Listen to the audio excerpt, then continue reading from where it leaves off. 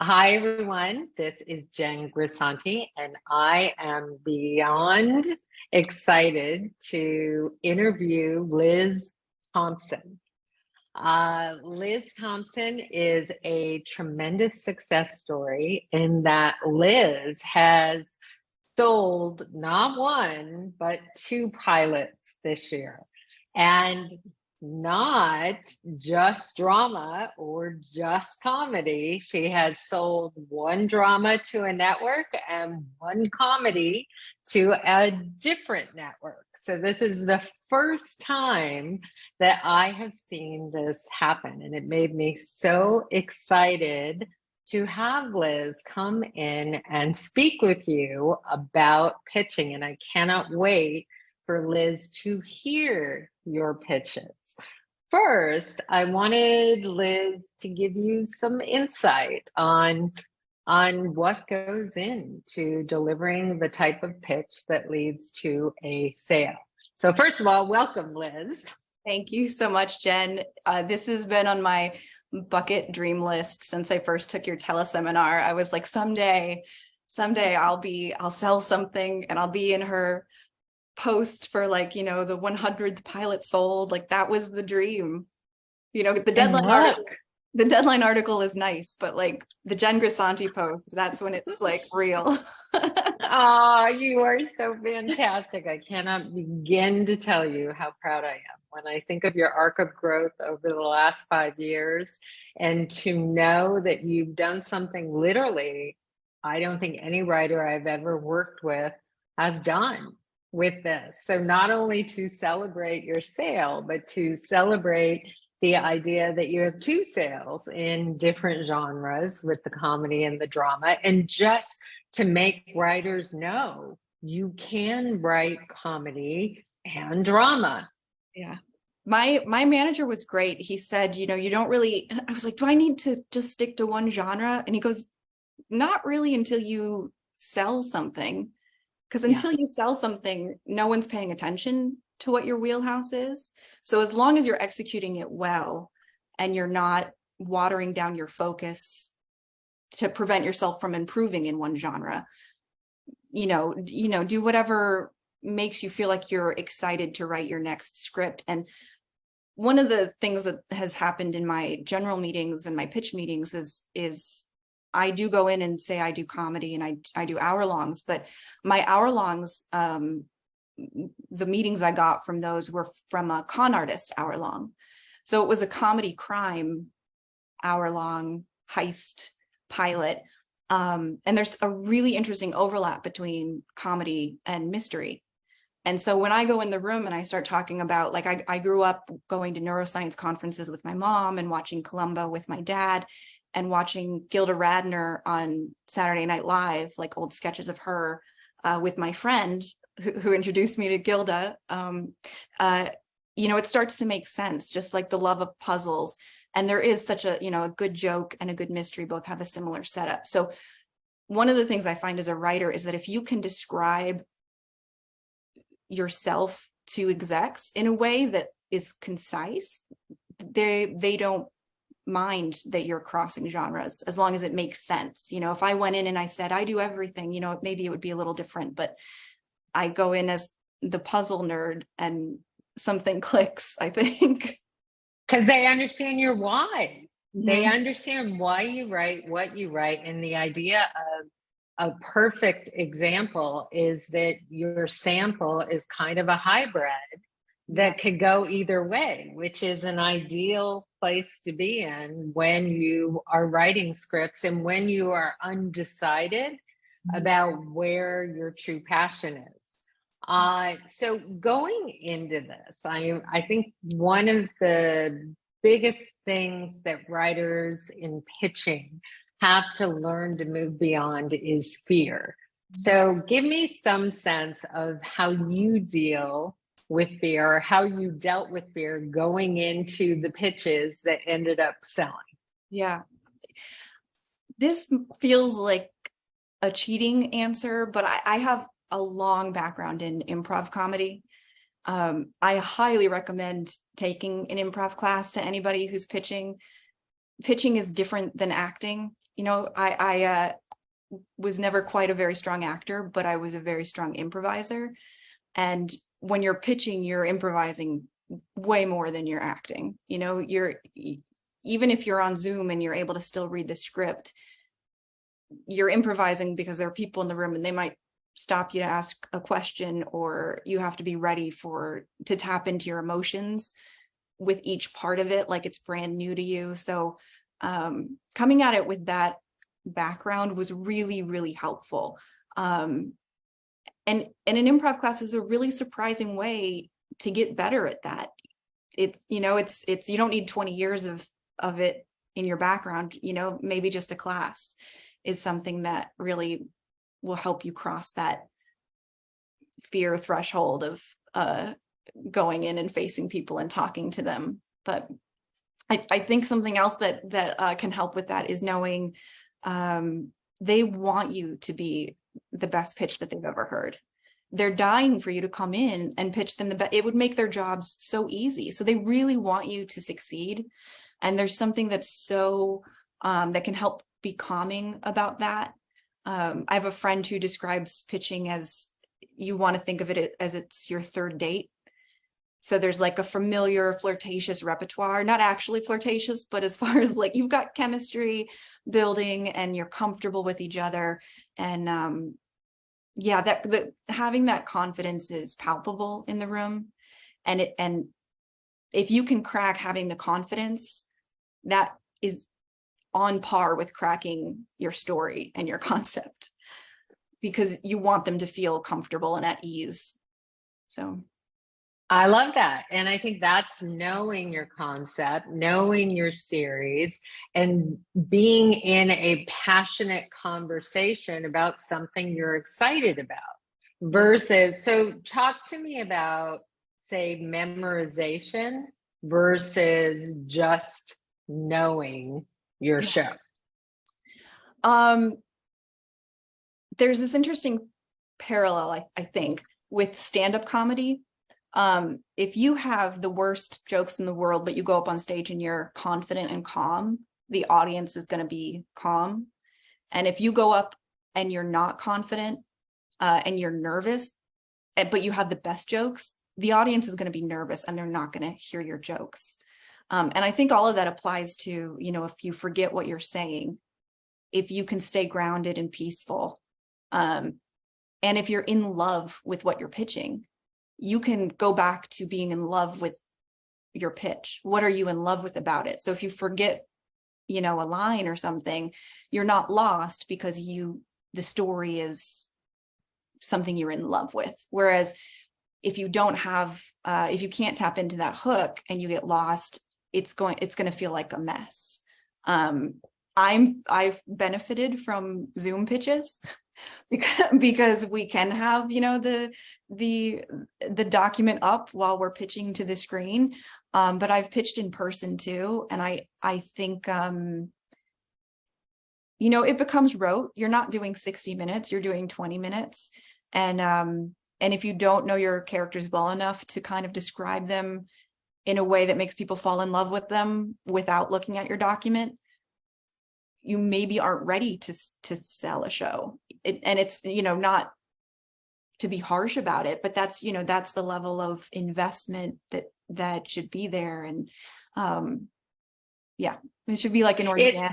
Yeah. I love that. I think you've given excellent advice. I love the idea of knowing your story, of being in love with your story, of it's almost like you have to trust and believe in that, you know, what you love, that you know what is working about your concept, and you have to trust it. And I think, like in the process of the Story Therapy teleseminar, where it's so safe for everyone pitching, where they can make mistakes, they can learn, they can grow. Many people read their pitches, and I have many high-level writers that I've worked with who read their pitches during pitches, and who will make that, but they tell me that they still act them out as you're talking about, like they know their pitches and the sheet is there and all that. So I want writers to learn to move beyond the fear. Like Liz, thinking about anything that during the Storywise teleseminar, thinking back to a pitch you gave versus pitching now. Like if you were to think about your transformational arc, what would you say you've learned from any mistakes that you have made in the pitching process? Well, I remember I pitched to a couple people when I took the teleseminar, and there's nothing else like that out there, by the way. I mean, getting to do that, to pitch myself, that the opportunity to, I was in like the lowest level, and I was like, oh, I'm sure in the lowest level, you don't get to pitch, you just listen. And I was like, wait, I get to pitch to these people? To get a 5-minute audience with your hero and to get to practice in such a safe environment just was a game changer for me. And then to hear everybody else's pitches and to hear the feedback was such an important part of me developing as someone who does development. So I not just writing scripts, but really developing. And I think that had a huge impact on me. But I think the biggest thing that I learned through that process was just to remember to breathe, because you will always start to go faster than you mean to. And if you can slow down before you start and just really ground yourself and take a really deep breath to make sure that you even start slow. If you have to speed up later, you can, but start slow, not, super slow, but start from a place of grounded calmness, because the people listening can feel that. And when they feel like a stand-up comedian, if you are on stage and you're calm and you're confident, then the audience can relax and then they can actually enjoy what you're saying. So it's really interesting how psychologically important it is to not just have a great pitch, but to practice being able to be calm during it. And Yes. yeah. So I think I love the idea of the calmness. I think that's such an important message in the idea that the audience picks up on your nervousness, and confidence sells. I mean, confidence is contagious. yeah. So it's like if you believe, then your audience believes.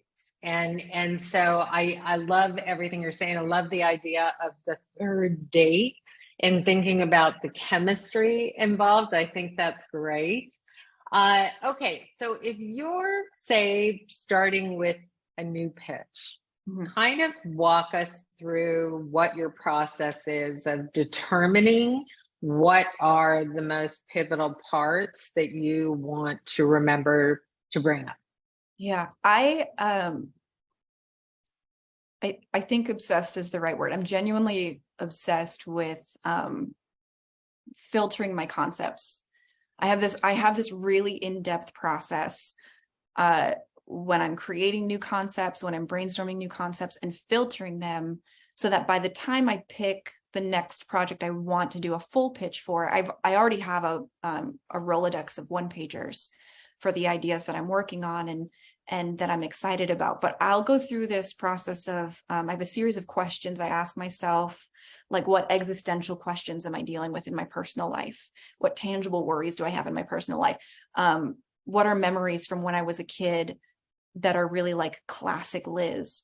Because all of these stories and things that I'm interested in are going to inform the best project for me to work on. So then when I have that project, it's really just about taking all 10 of those inspirations and making sure that they shine on the page. And a lot of that comes into play in the intro and the inspiration. I don't remember who said it, but recently someone on Twitter said, when you're pitching, you need to go in with an understanding of why it's your destiny to write this show, why you specifically, it's your destiny. Because there are a lot of great concepts out there, but they're not just buying the idea, they're buying you. And you really have to be the expert in the room. You have to be the person who loves it more than anybody else could ever love it. And they need to be able to feel that, because development can be really tough and it can be really exhausting. And the execs are going to come in and give you notes. And while you shouldn't fight with them on their notes, you also should make sure that you know your vision. They want you to say, I know this really well. And while I'm open to adapting it, because you bought it, this is how I envision it. And if you need to have that North Star, and it needs to feel, one of the showrunners from one of my projects, she said, it was a procedural, and we all know how procedurals work. So skip the parts that we already know how they work. Focus on the parts that could only be found in your show. And then for the sitcom too, there are jokes that we can tell in that sitcom that you cannot have in any other show. It's based off of me and my partner who's deaf, and the deaf and hearing interaction. And there are jokes that we can do you cannot get anywhere else. So load the pitch up with that, so that constantly as you're pitching it, they feel like, oh wow, this is different. Anything that feels fancy, I think, is what one of the showrunners said, leave in. It needs or expensive. It was something along those lines of like, whatever sparks joy. You're going to know those things about your pitch. If you're doing your version of Cheers, and you're pitching it, it can be the most beautiful take on Cheers, but it maybe isn't going to sell unless you're already an established name, unless you have a high concept angle on it, and figuring out what that angle is, and then highlighting that as the star of your pitch throughout, on top of having an intro to your pitch that is that really hooks them. Like whatever it is that made you fall in love with this idea, why you can't stop thinking about it. What was the thing that first made you think about this idea? How is there a story from your childhood that loops into, of course, this is a story I would tell because this is what I was like as a kid. Like all of these different elements that you can tie in, and then picking the strongest one and being okay with cutting anything else. Yes, there's so much you said that I love. Obviously, emotional truth is huge. Yes. Why are you the perfect writer? So everything you talked about with emotional truth, with going back in your life, looking at your earlier life log lines, looking at emotional themes, thinking about like a question I would love for you to talk about too is, because this course is called Character and Character Dynamics. Yeah. When you're thinking about your characters going into a pitch, when you're thinking about your character dynamics, give us some sense of how you approach that with pitching. I love this question so much. I got a compliment on this from one of my showrunners. Just because I sold doesn't mean I can't still like get flustered by that stuff. I love it. One of the things for the sitcom was everybody needed to have a very strong, different point of view. They didn't have to be antagonists. It's four really close friends, but they needed to have a different point of view. And I like to think of it as like the like Frasier. You've got Frasier in the pilot he's coming from Cheers, and while he is a little bit more of an intellectualist than everybody at Cheers, he's still coming from this blue collar bar back to Seattle. And then you have him with Martin, his dad, who's way more blue collar and rough around the edges. And then you have Niles, who is a little bit more hoity toity. And when the show first starts, of course, he is more like Niles, but he is still a little bit more in the middle. And because of that, you get this pull. And you have these very strong opinions about status and about what matters to them. And that was something that I wanted to do. Every one of my characters has a very distinct perspective on work and a very distinctive perspective on love lives and their romantic lives. And then because then, no matter what two people you put into a scene together, they're going to have different points of view, which will lead them to want to take different actions. Even if they're best friends, they're going to be at odds. And so you constantly are creating scenarios that way. Jacob Kruger used to talk about when you're doing your pitch deck and you get to your character bios, with every character bio that you add to your document, just reading it should immediately give us a sense of conflict and episodes because of the character we already know. Now you add this one and you're like, oh, I see how inherently these two are going to be a foil to each other. You add one more, oh, I see immediately that person is going to support this person, but they're going to not get along because of this. And just by doing the character bios, you should get a sense of, oh yes, this is a series and not a movie because of these engines that you're giving your characters. Because of polarity. Right. Polarity between the world views that create conflict. So yeah, excellent. I love that. And I love the idea of love life versus work life, because I feel like love triangles are something that are so huge that work so well if it goes well with the concept, and to understand how to bring that up into your pilot is a fascinating thing. Have you seen the show? I love finding one of my new faves, Shrinking, yet? No, but Yeah.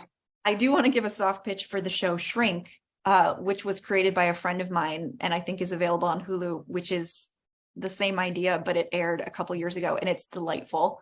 And I'm sure that Shrinking is also delightful.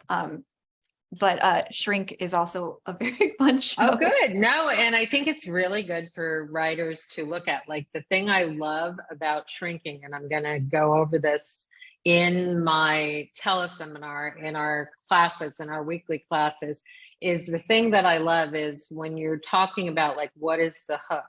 Mm-hmm. And you look at the show Shrinking and immediately you see what the hook is within the concept. Like, you immediately think, see, what is different about this show from any other shrink show or therapist show that is going to bring the audience in. And I think understanding that about the concept and the different worldviews, which is why I brought it up, and the conflict that you see in those dynamics, what a fascinating difference it makes in how you as an audience experience the concept. So I love that you tapped into that. All right, so for our last question, I want to thank you so much. You've gone above and beyond. I appreciate your time. Last question, what would be a piece of advice that you would give anyone who is going to, let's say, pitch, as you said, like their hero? What piece of advice would you give to them? If this is one of their first pitches, let's even say. I mean, definitely slow down and breathe before you start. 100%. That I still need to remember to do that when I go in. I'm not sure how to explain it, but make sure that you're able to show that your love for your project. It's almost like love and appreciation for your project. So you're not just going through the details. And it's not the same as being excited about your project. It's really about, it's almost like setting aside space for it to be sacred. I don't know if that sounds like too much, but you know, people are hearing pitches constantly, and you know, by breathing and making space for it, and by making space for yourself to enter into a connection with the person you're pitching to, that will allow them to be able to open up and to connect to you too. Because if you start the rest of your pitch before you're connected to them, you may never get connected, you know? So like, go slow while you're hooking them in.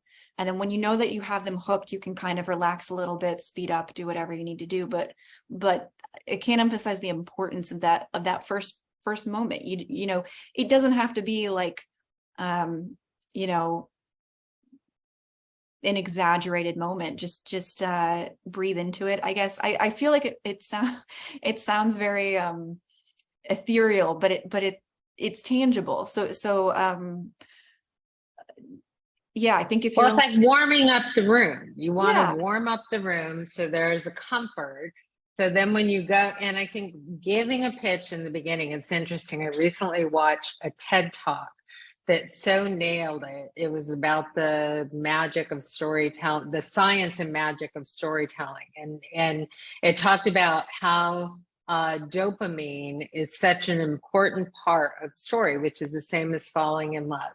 And when we feel something that makes us lean in, you're giving us information about the character that makes us feel for the character, or you as the perfect writer telling the destiny driven concept, give the perfect example of your personal life story that exemplifies that you are the perfect writer, then you're warming up the room and you're getting the room to trust. And I think that that is a tremendous thing to bring up, because I think that's pivotal in the outcome. Like if you lose your audience from the beginning, then it's difficult. But if you're building the trust from the beginning, then that sets up for success.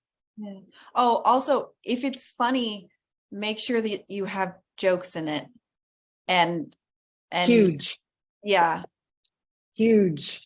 Yeah. I can't. I remember Dan O'Shannon actually saying that in the teleseminar, like if you're pitching a comedy, you have to be funny. I mean, it is a huge thing to be aware of. Excellent. Thank you. I love that, Liz. I love getting insight from you because you're out there right now. You're in rooms right now. You're seeing what's working. You're seeing what's not working, and you're doing it, and you're having the courage, and it worked. And now we're just going to be able to see and celebrate Liz Thompson, and we cannot wait to see what happens next. So thank you so much for coming in. You got it. My pleasure. I want to say, I mean, it really does come back to